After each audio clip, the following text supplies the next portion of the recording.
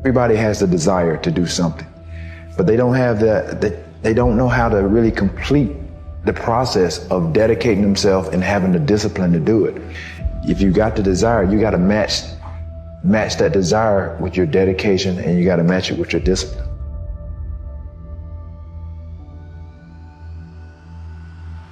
It takes courage to bloom. So I want you to know that in this season of uncomfortable growth, that you are way braver than you think. Your new life is going to cost you your old one. It's going to cost you your comfort zone and your sense of direction. It's going to cost you relationships and friends. It's going to cost you being liked and understood. It doesn't matter. All you're going to lose is what was built for a person you no longer are. If you feel like you lost your way, I would say congratulations. If you're lost, that only means one thing. You're about to be found. And sometimes you need to lose your way in order to find a better way. Sometimes you need to lose certain things to gain better things. Sometimes certain doors have to close that you want to keep open so a better door can come into your life. Everything in your life is a reflection of a choice you have made. If you want a different result, make a different choice. No idea how limitless you are when you don't care what other people think or say about you. It is fear that drives that. It is. And most of your mates that you hang around with are just as afraid because you pick somebody like yourself to hang around with. Rather than trying to impress people who don't give a shit about you, just start impressing the next 2.0 version of yourself. Like, what would the next highest, most stoic version of you be impressed by today? Would it be impressed by the fact that you're going to bed earlier? That you're waking up and getting your workout in? That you're eating right? What would the future self be impressed by? Make a list of 3 to 5 things and then start doing those things. Like, those are the things I love impressing the future me versus trying to impress the people around me. Sometimes the reason that you're suffering is because you just won't let go of the thing that's biting you. And so one of the rules is, if people are impeding your development, you sacrifice your relationship with them, right? It's a very, very rough rule.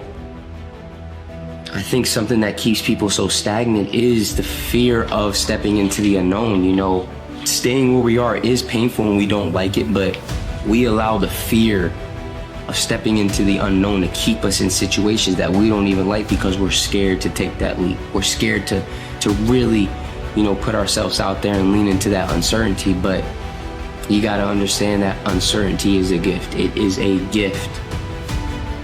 I think as a human, sometimes you feel like you always got to wait for the right time, what makes sense to you to actually start executing, to actually stop making excuses, to doing the things that you always really wanted to do. I'm starting to find myself now being like, nah, there is no right time to do anything. You just got to start doing. Expecting it to be easy is what makes it much harder than it ever is. And the path of the exceptional person is one of an exception, which means that you are not with other people. It won't get harder. Like, this is the hardest part. And so if you can just make it through this, everything else is downhill. Just don't let anyone tell you what you can or cannot do, or can or cannot achieve. Just don't allow it. Just do not allow it. Be whatever you want to be. We believe that the biggest obstacle we have to overcome is out there, and many times the call is coming from inside of our own house. I think that the worst enemy that many people have is the voice that's inside of their own head. Now, this voice has probably maybe come from the outside world, but we've now internalized it. You know, we have become our own worst enemy in some regards. How I keep positive, I'd say, is every time it gets tough, and when I feel like I don't want to do it, there is someone out there in this world laying on a hospital bed, begging for a second chance at life. I don't think I have any excuse to not go hard. Your current situation is not your final destination. There's more to your life. And I know right now it's hard for you to believe that, but I need you to believe it. Like, everything you're currently facing is building you for something greater. You're more than your struggles, you're more than your pain, I know you feel like nobody understands you, nobody gets you. I know you feel alone and isolated. I want you to flood your life with appreciation. Even for the little things, the small things, for breath in your body, for your heartbeat. Because appreciation is the first step to elevating your life. So I want to tell you, I'm proud of you for not giving up when it's so easy to. But here's the thing, that if you have a very clear vision and you're absolutely convinced and have the faith in your vision, then all the work that you need to do becomes easier because there's a purpose for it. It's not okay for you to be a weak loser. It's not okay. And the reason it's not okay is because you could be way more than that. And it's a crime, an ethical crime, for you to allow all that necessary potential to go to waste. It hurts you, it hurts your family, it hurts the world. Really, really, it does. I don't think anyone who suffered a tragedy that has gotten through it in some way will tell you, I needed to find deeper meaning in my life. Once something has happened that is a tragic event, a loss, a death, or anything that is a setback, some people numb themselves. But that doesn't mean the pain's not there. It just means you're not feeling it. Tragedy is just too strong, too powerful for the mind to fathom, let's be honest. The mind cannot deal with it. So you have to go deeper than the mind. And the place that's deeper than the mind is love, faith, hope, meaning, and purpose. And that's what you hold on to for your dear life. And you just forge ahead. And some days are going to be harder and some will be easier. Sometimes it's very painful. And if you can move from one day to the next, you get stronger, whether you know it or not. And ultimately what will emerge is a new person. A person that you'll see that you went through the fire and you become a more powerful person in the process. It's quite possible that things could turn out better than you could have ever imagined. Sometimes scenarios play out in our lives and things don't work out the way that we wanted them to. And the reason for that is because the universe knows that you deserve way better.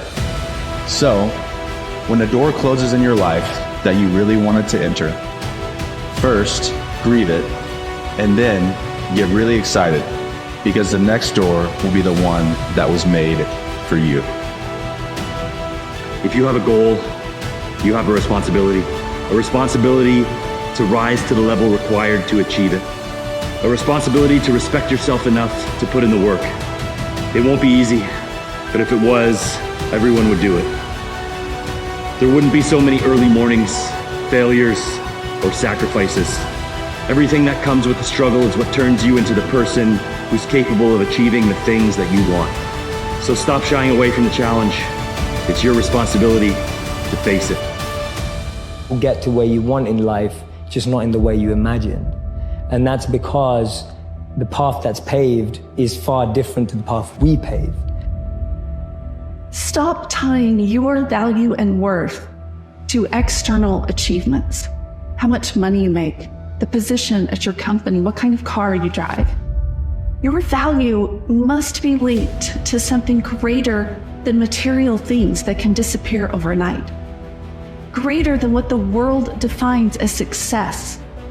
Instead of looking out here for validation about your value, look internally. Look at your heart. Look at your intentions. Look how far you've come. Get your idea of your value and worth from that. It will free you in so many ways. Stop looking out here for your worth and value.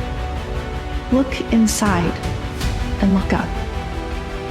You have to stay busy. You have to find yourself now. You have to find out who you are. And it's going to take effort, man. I hate to tell you that because I know it's probably going to be hard sometimes, but you can do it. It's easy to give up. It's the easiest thing in the world to do. I'm done. But what's hard is going, yesterday I got nothing from working as hard as I could. Nothing happened from that. I'm going to do the same thing again today, but I'm going to try to go harder. That's the hardest thing in the world. And give 100% and be in the same position that you were each day, but mentally know that you're trying and trying and trying.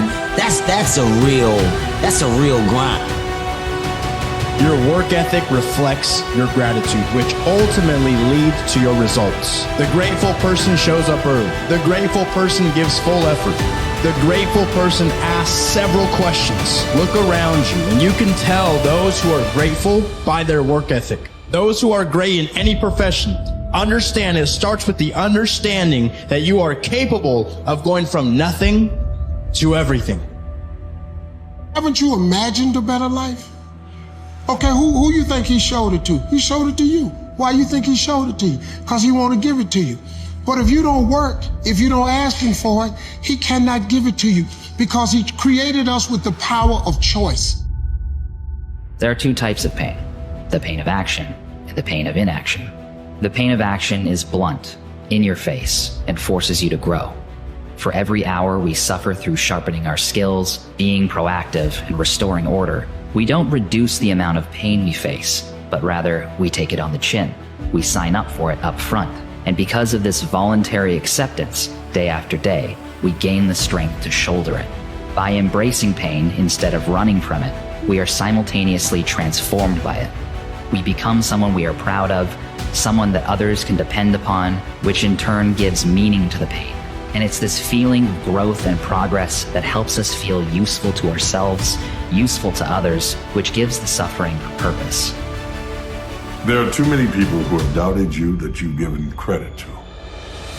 You've allowed them to have a name for being able to be negative in your life. It's time for you to give an eviction notice. There is no vacancy in your life and in your heart and mind available if you're going to be great. It's time for you to say, I've given a one-day notice that those who told me I couldn't be great, I gotta release them. Those who said that you would never make it, release them. It's time to trade in those places and those people that tried to stop you and adopt a philosophy that says, watch me. It's time for them to see that everything that's within you, every dream that God gave you, can become a reality. But in order to get there, you gotta put a seed in the ground of belief. You gotta be able to water it with daily affirmations. You gotta be able to step on it, to pack it down, to make sure that there is nothing to snuff out and then allow the sun to rain down on it. I mean, every single day you allow light in by separating yourself from negative people. And then while they're sitting there watching you, day after day, you'll begin to grow. And in the beginning stages of you going after your greatness, it'll be difficult for some people to tell the difference between a weed and that which took seed. But it won't take long, because that which has a seed will one day show up with fruit. See, fruit will remain out of the work that you do today. People whose lives will be changed. People will see what you are. There is something on you that is calling us to acknowledge you. And I'm here to validate and say, you are great just the way you are.